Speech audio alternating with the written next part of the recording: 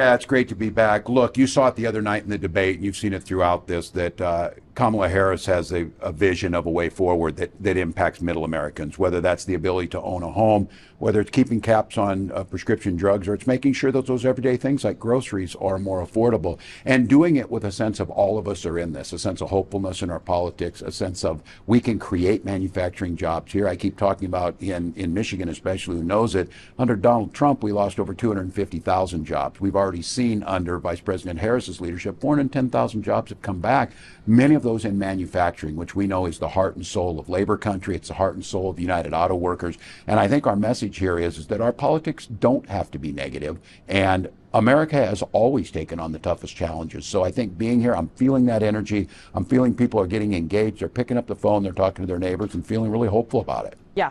On Tuesday during the debate, first question was to the vice president, are Americans better off than they were 4 years ago regarding the economy? She didn't necessarily directly answer that question, and I want to give you a chance. What's your response? Yeah, well, certainly an economy that works for the middle class. Donald Trump has been clear. I'll give him this. The one thing he's been clear about is he promised his rich friends in Mar-a-Lago, he said, you're rich as heck and you're going to get a tax cut. He did that.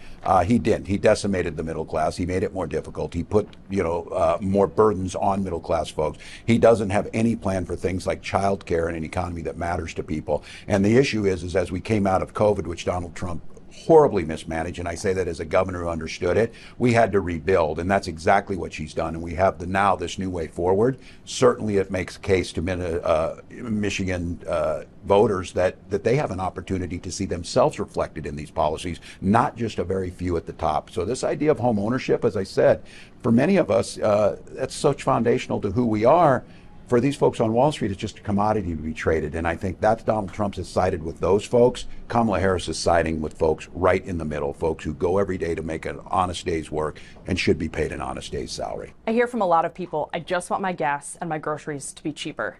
What is your administration's plan to be more specific a little bit on lowering the cost of living and lowering prices? We're producing more oil than we ever have in this country. We are producing more than any other country. We're expanding those options for it, whether it's wind and solar and things, getting at this heart of climate change, but at the same time, creating jobs for Americans, and gas prices will continue to come down. And I think what I keep saying about this on food prices that we've seen, look, I know this from farm country. Farmers are only getting about $3.90 bushel for corn, $10 for soybeans. Somebody in the middle's taken more than they should on this. 37 states have laws against that. She's talking about making that the case, expanding it. The one thing, though, that she's talking about, and we're seeing happen, and the numbers came out this week, is real wages are finally rising. And one of the reasons is she's making it easier to form a union. And we know that when you're a union, your family does better. And Michigan knows that better than anyone. It's why I'll stress again, having Sean Fain and the United Auto Workers being very clear. Under Donald Trump, 6 auto plants closed. Under Kamala Harris, 20 have opened, and that's just the beginning. So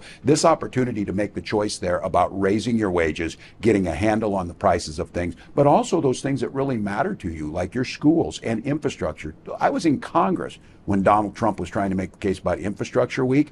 The governor here had a saying about fixing the roads in Michigan. It was Kamala Harris that was able to pass the largest infrastructure package in American history that's rebuilding our roads, our bridges, and our infrastructure. Yeah, I want to touch on a couple of specifics, what your campaign calls opportunity economy. I know you've mentioned the $6,000 child tax credit and the $25,000 first-time home buyer credit. Can you talk about some specifics about who might be eligible for those? They're huge. And on this issue on the $6,000 in the first year, we in Minnesota passed the nation's most aggressive child tax credit. And look, the child tax credit, it makes families easier to have children, make sure there's food on the table, make sure they have backpacks when they go to school, things that we really want people to make the choices about their own families. We know that during the pandemic, when we implemented that policy, childhood poverty decreased the most it ever has in American history. In Minnesota, we're one of the top 3 states with low childhood poverty. We'll reduce that even more. So those families will get that the first year. And then on the home buyer credit, it's just making sure that there's tax credits on there so that you're able to get in. I, for one, use the GI Bill to buy my home.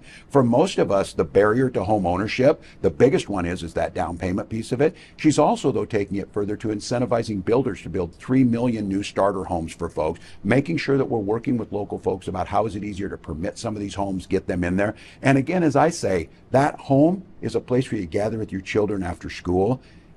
Donald Trump did nothing on home ownership except make sure it was easier for banks and Wall Street to trade those and close. Donald Trump himself has a long history of discrimination against people, a long history of making sure he evicted people. Kamala Harris, as a prosecutor, fought against those very people who tried to take homes from them. So I think as you're sitting out there in Michigan, say, look, I kind of want to be left alone. I want to do my job. I want to keep as much money as I can. I want good public schools, good roads. I want to be safe in my community.